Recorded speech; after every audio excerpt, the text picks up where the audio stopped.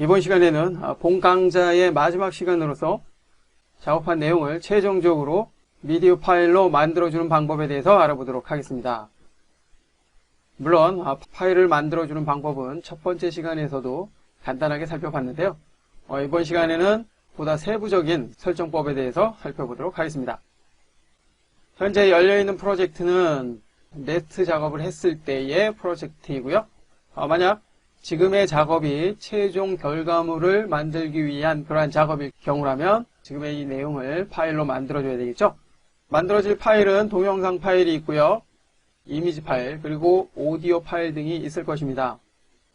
물론 동영상 파일은 다양한 포맷, 즉 파일 형식이 제공이 되기 때문에 만들어진 파일을 최종적으로 어떤 목적으로 사용하는지에 따라서 달라지게 됩니다. 최종적인 파일을 만들기 위한 그 과정에 대한 설명을 하기 위해서 파일 메뉴로 이동을 해 봅니다. 여기서 참고로 파일을 만들 때는 반드시 만들고자 하는 시퀀스, 즉 타임라인이 활성화되어 있어야 된다는 거 기억하시고요. 파일 메뉴에서 내보내기 그리고 미디어 메뉴를 통해서 파일을 만들어 줄 수가 있는데요. 지금의 작업이 최종 결과물이라면 여기서 먼저 거쳐야 할 작업이 있습니다. 그것이 바로 프로젝트 관리자 메뉴를 통해서 지금까지 작업에 사용이 됐던 파일들을 한데 모아놓는 그러한 작업 과정인데요. 지금의 프로젝트 관리자 창을 통해서 이와 같은 작업을 해줄 수가 있습니다. 현재 결과 프로젝트는 파일 수집 후 새 위치에 복사 옵션이 체크가 되어 있는데요. 이 상태에서 확인을 하게 되면은 현재 프로젝트에서 사용이 됐던 이 클립들이 새로운 위치에 복사가 됩니다. 그 복사되는 경로는 대상 경로에 맞게 만들어지게 되고요. 만약 경로를 바꾸고자 한다면 찾아보기 버튼을 통해서 원하는 위치의 경로로 바꿔줄 수 있습니다. 계속해서 옵션을 보면 사용하지 않는 클립을 복사될 때에 클립에서 제외할 수 있는 옵션이 체크가 되어 있는데요. 프로젝트 패널에 불러온 클립일지라도 타임라인, 즉 실제 작업에서 사용하지 않았다면 필요 없는 파일로 간주되기 때문에 그 파일은 굳이 복사를 할 필요가 없겠죠. 그렇기 때문에 지금의 이 옵션은 체크를 해주는 것이 좋겠고요.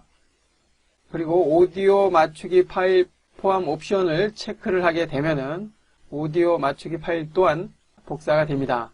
그리고 작업한 내용을 엔터키를 눌러서 미리 보기 했을 때 만들어진 파일 또한 복사를 하고자 한다면 지금의 이 옵션 체크를 해주면 되겠고요. 이 부분은 신중하게 생각을 해야 할 것입니다. 그리고 클립 이름과 일치하도록 미디어 파일 이름 바꾸기 옵션은 말 그대로 사용된 클립 이름과 복사되는 원본 클립의 이름을 똑같이 일치되도록 바꿔줄 때 사용이 됩니다. 물론 지금의 옵션은 기본값 그대로 사용을 해도 되겠지만 작업 상황에 따라서 설정을 하는 방법에 대해서도 작업 환경에 따라서 여러분의 작업 환경에 따라서 사용 여부를 결정하시기 바라고요. 모든 설정이 끝났다면 확인 버튼을 눌러서 작업에 사용이 된 클립들을 특정한 곳으로 복사를 해 보시기 바랍니다. 실제 작업에서는 아주 유용한 기능이기 때문에 프로젝트 관리자 잘 기억을 했다가 활용을 해 보시기 바랍니다.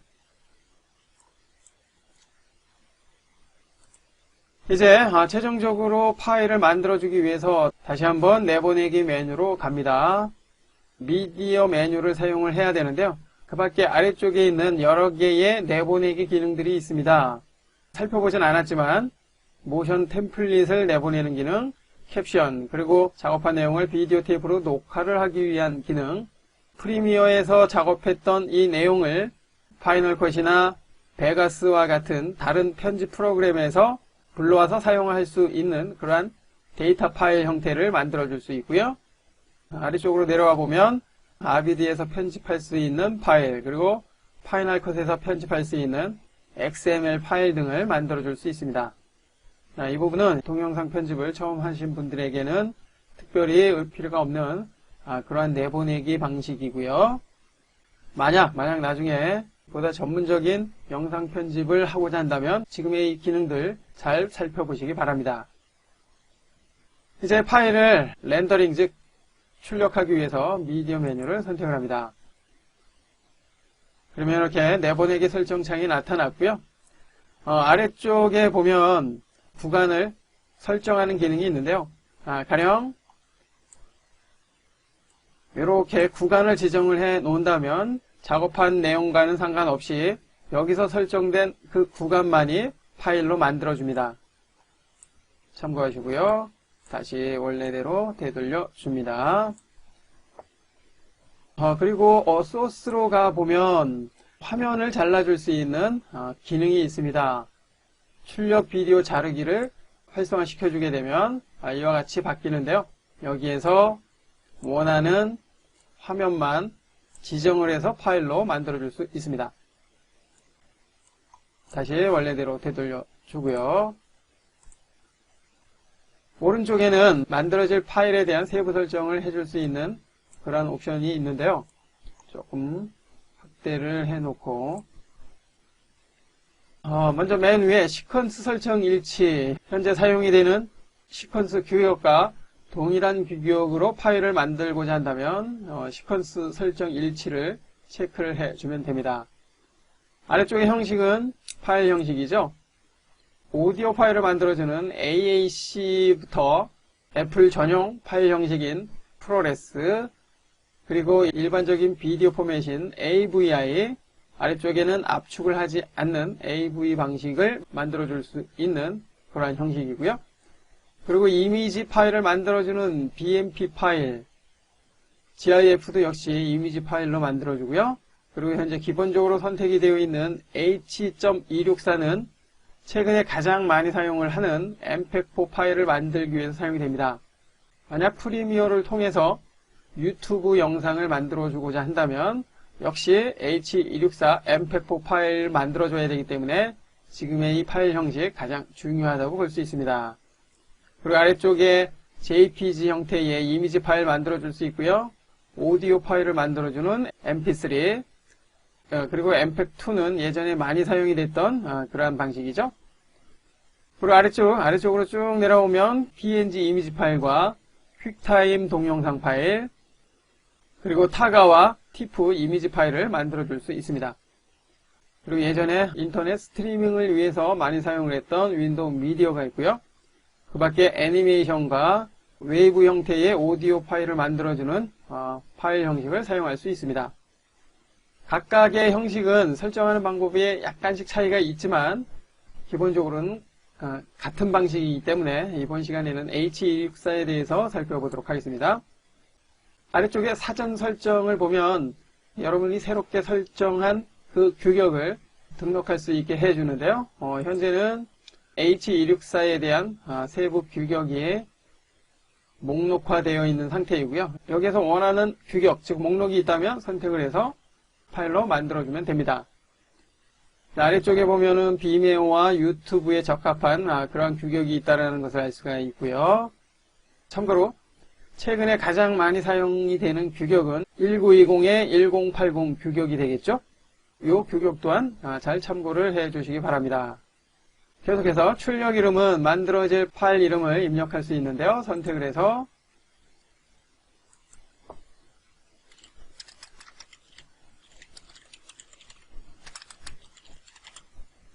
파일 이름을 입력을 해주고, 그리고 만들어질 파일 경로를 지정을 해 줄 수 있습니다.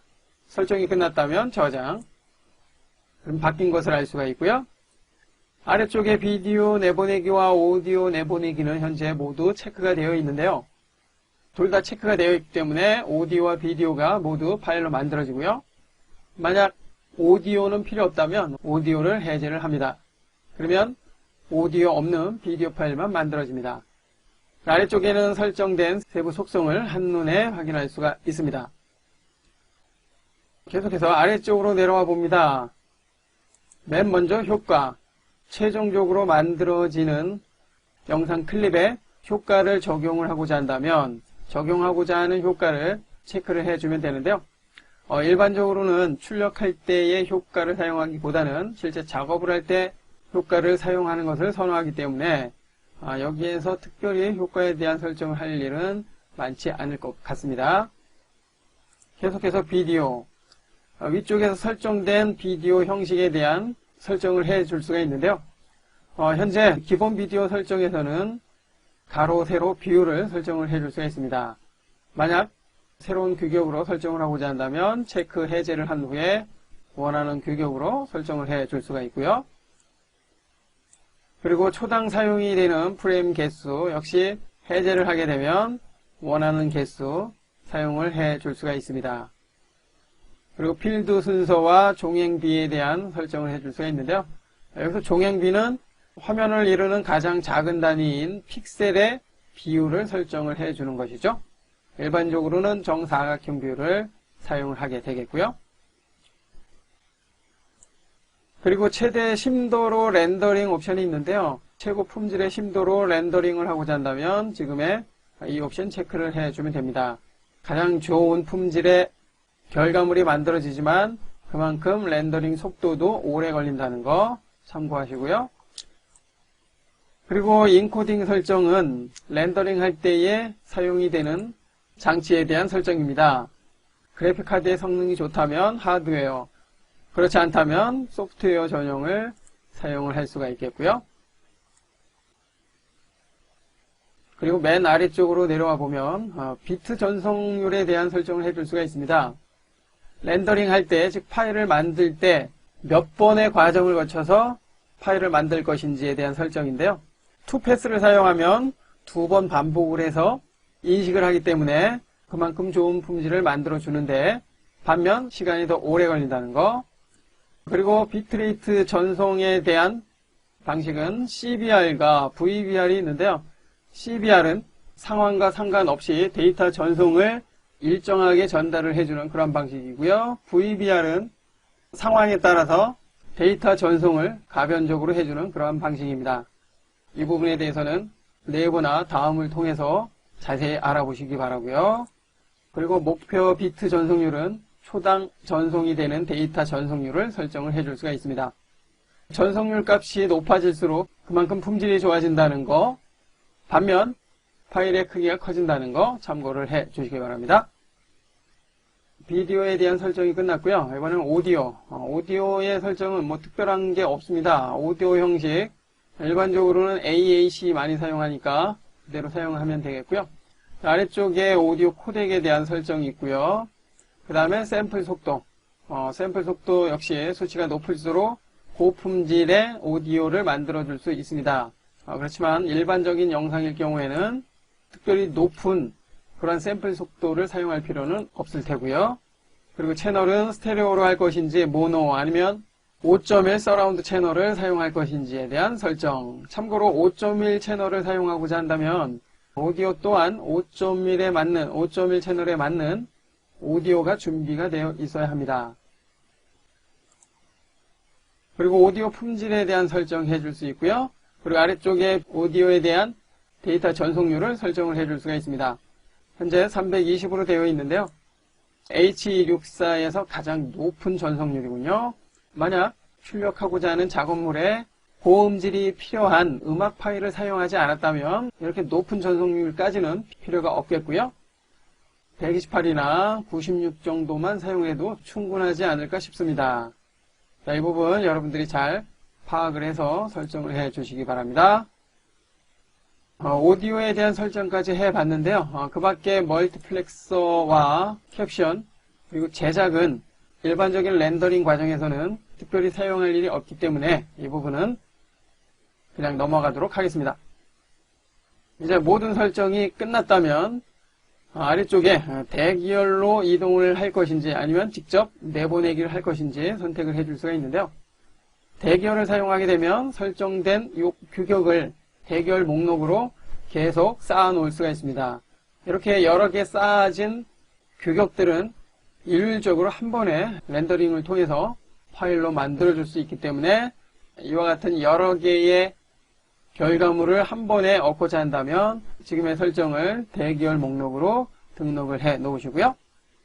그렇지 않고 지금 설정한 이 규격을 최종적으로 즉시 파일로 만들어 주고자 한다면 내보내기 버튼을 사용하면 됩니다.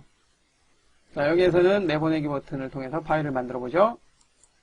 작업한 내용이 많지 않기 때문에 금방 파일이 만들어졌군요. 만들어진 파일은 직접 실행을 해서 문제가 없는지 확인해 보시고요. 문제가 있다면 수정을 해서 재렌더링을 통해서 문제가 없는 파일로 만들어 주시기 바랍니다. 이것으로써 프리미어 프로 2020에 대한 모든 강좌가 끝났습니다.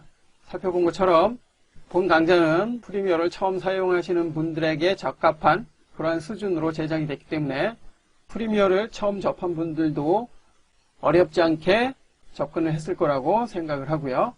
본 강좌를 통해서 기본기를 착실하게 익히신 후에 그 이후엔 관련 전문 도서나 유튜브 강좌를 통해서 심화 학습을 해 보시기 바랍니다.